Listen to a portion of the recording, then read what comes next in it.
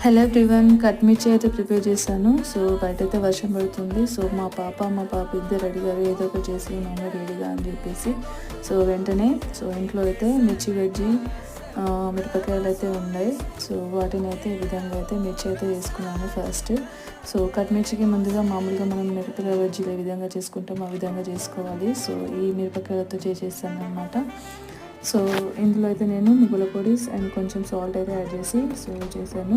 So మిర్చి అయిన తర్వాత వీటిని అయితే ఈ విధంగా చిన్న చిన్న ముక్కలుగా కట్ చేసుకోవాలి. కట్ చేసుకొని మళ్ళీ ఒకసారి అయితే ఆయిల్ అయితే వేసుకోవాలన్నమాట. సో ఆయిల్లో వేసుకొని మళ్ళీ ఒకసారి అయితే ఫ్రై చేసుకోవాలి.